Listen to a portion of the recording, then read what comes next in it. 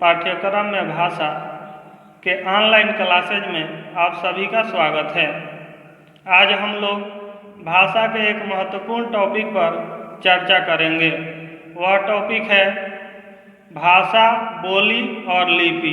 हम सभी जानते हैं कि भाषा को विचार विनिमय का साधन माना जाता है। जब बच्चा जन्म लेता है तो वो अपने परिवार में ही रहता है, परिवार से ही उसका पोषण पालन होता है और परिवार के सदस्यों के संपर्क में आकर ही अपने ही परिवार से ही भाषा अर्जित करता है, सीखता है। बच्चा भाषा अनुकरण के द्वारा सीखता है। वह अपने माता पिता, भाई बहन, दादा दादी के सानिध्य में आकर भाषा में दक्षता लाने का प्रयास करता है। बच्चा जब किसी शब्द को सुनता है तो उसका अनुकरण करता है, अनुसरण करता है और उसे दोहराने की कोशिश करता है। हम लोग जानते हैं कि बच्चे जब भी किसी नए शब्द को या वाक्य को सुनते हैं तो उसको दोहराने का कोशिश करते हैं। जैसे पानी के लिए ऐसे शब्दों का उच्चारण करते हैं जिसको उसके माता पिता पर घर वाले सदस्य समझ जाते हैं कि इसको क्या चाहिए। लेकिन जैसे जैसे बड़ा होते जाता है धीरे धीरे अपने भाषा कौशल में कुशलता लाते जाता है। अनुकरण के माध्यम से ही सीखा जाता है भाषा। धीरे धीरे वह अन्य माध्यमों से भी भाषा सीखने लगता है। धीरे धीरे बालक अन्य माध्यमों से भाषा सीखने लगता है। शैशव काल में बालक टूटी फूटी भाषा तथा एकल शब्दों के प्रयोग से अपने विचारों की अभिव्यक्ति करता है। बालक अपने परिवार, समाज और परिवेश में जिस प्रकार के भाषा को बोलते हुए सुनता है उसे अनुकरण द्वारा ग्रहण करता है और सीखता है। बालक चाहे किसी भी वातावरण में रहता हो, वह उसी वातावरण का भाषा सीख लेता है और धीरे धीरे उस भाषा में सुधार लाने का कोशिश करता है। समय आने पर भाषा में परिष्करण हो जाता है। भाषा क्या है? लैंग्वेज। What is language? किसी भी देश की पहचान उसकी भाषा से होती है। विचारों तथा भावों का आदान प्रदान करने के लिए भाषा की आवश्यकता होती है। भाषा अभिव्यक्ति का एक साधन है। भाषा विचारों की जननी है। विचारों का संप्रेषण भाषा के माध्यम से हो सकता है। विचारों के अभाव में भाषा मूल्यहीन तथा निरर्थक हो जाती है। अर्थात बिन विचारे कोई भी भाषा निरर्थक होती है, उसका कोई अर्थ नहीं होता है। भाषा जानवरों की भी होती है लेकिन जानवरों की भाषा का कोई मूल्य नहीं है, कारण कि उनके भाषा में कोई विचार नहीं है। इंसान को जानवरों से अलग करने वाली एक भाषा ही है जो विचार युक्त भाषा है। नहीं तो इंसान भी जानवर के ही समान होता। यदि इंसानों के पास भाषा और भाषा के साथ विचार नहीं होते तो इंसान भी आज जानवरों की कैटेगरी में ही रहता। भाषा वंशानुक्रम की देन नहीं कही जा सकती है, यह एक अर्जित संपत्ति है। यदि वंशानुक्रम की देन होती तो हिंदी भाषी क्षेत्र का बालक दक्षिण में रहकर हिंदी भाषा का प्रकांड पंडित होता, लेकिन ऐसा नहीं होता है। मान लीजिए कि एक हिंदी भाषी परिवार का बालक है, वो 2-3 साल का है और उसको चीन भेज दिया गया और उसका पालन पोषण चीन के किसी एक परिवार के द्वारा किया जा रहा है। तो उसमें जो भाषा का अनुकरण और अनुसरण होगा और जिस भाषा का ज्ञान प्राप्त करेगा औपचारिक या अनौपचारिक रूप से, वो होगा चीनी भाषा और उसकी मातृभाषा उसके माता पिता की नहीं होगी, क्योंकि उसकी मातृभाषा हिंदी ना होकर चीनी हो जाएगी, चाइनीज भाषा सीख जाएगा। इस प्रकार कहा जा सकता है कि भाषा अर्जित संपत्ति है, न कि वंशानुक्रम की देन है। आज भारत में रहने वाले व्यक्ति हजारों प्रकार की भाषा इटालियन, रूसियन, जर्मन, फ्रेंच, अंग्रेजी आदि सीख लेते हैं और उसमें सफलतापूर्वक संप्रेषण कर सकते हैं।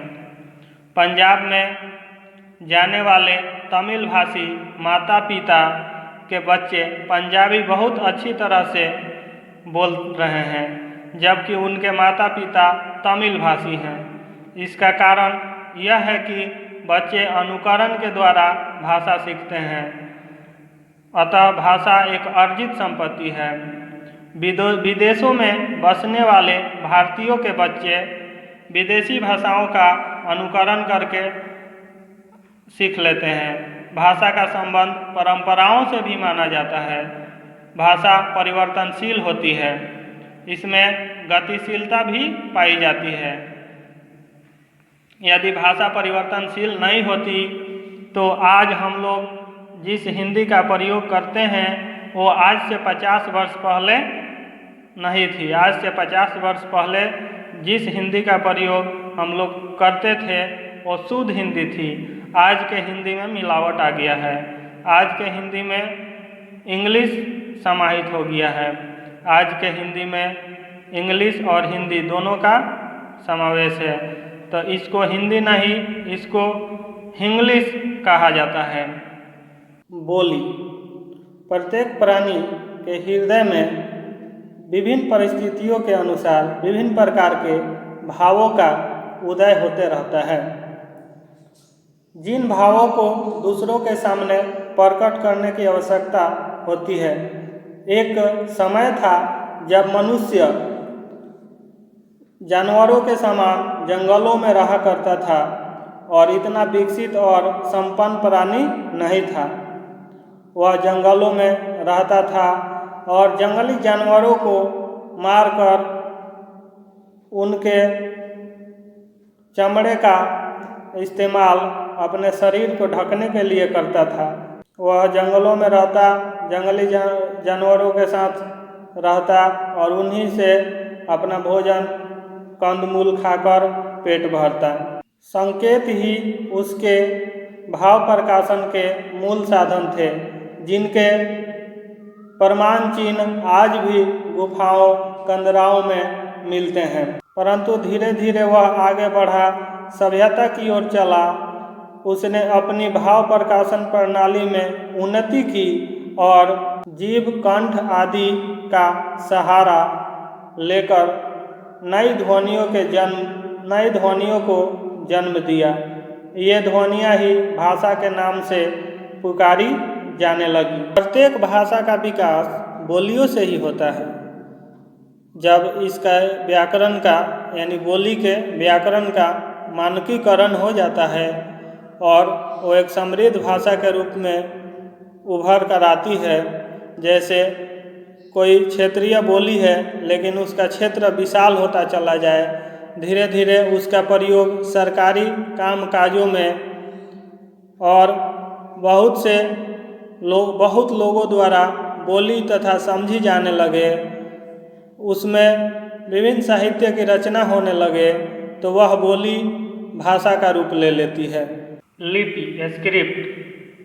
लिपि या लेखन प्रणाली का अर्थ होता है किसी भी लिखावट यानी किसी भी भाषा के लिखावट का ढंग। स्क्रिप्ट, लिपि या लेखन प्रणाली का अर्थ होता है किसी भी भाषा के लेखन का ढंग, यानी किसी भी भाषा को लिखने के ढंग को लिपि कह सकते हैं। दूसरा, ध्वनियों को लिखने के लिए जिन चिन्हों का प्रयोग किया जाता है उसे लिपि कहा जाता है। लिपि और भाषा दो अलग अलग चीज़ें हैं। भाषा वो है जो बोली जाती है, भाषा को तो किसी भी लिपि में लिखा जा सकता है। संसार में प्रयोग हो रही भाषाओं की संख्या हजारों में है। संसार में प्रयोग हो रही भाषाओं में हजारों भाषाएं हैं। लगभग पूरे विश्व में 5000 भाषाएं बोली जाती हैं।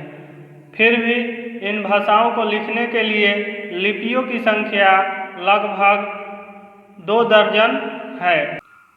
और गहराई में जाने पर पता चलता है कि लिपियाँ मूल रूप से 3 ही है, यानी लिपियों का मूल 3 परिवार ही है। पहला चित्रलिपि, चीन, जापान एवं कोरिया में प्रयुक्त लिपियाँ चित्रलिपि कहलाती हैं। दूसरा ब्राह्मी से व्युत्पन्न लिपियाँ, ब्राह्मी से व्युत्पन्न लिपि में देवनागरी लिपि और दक्षिण एशिया में प्रयुक्त होने वाली लिपियाँ हैं। तीसरा फोनेशियन लिपि। फोनेशियन लिपि यूरोप, मध्य एशिया एवं उत्तरी अफ्रीका में प्रयुक्त होने वाली लिपि है। आज हम लोगों ने भाषा, बोली और लिपि के बारे में थोड़ी थोड़ी जानकारियाँ ग्रहण की। आगे हम लोग बारी बारी से तीनों के बारे में विस्तार से जानकारी अध्ययन करेंगे।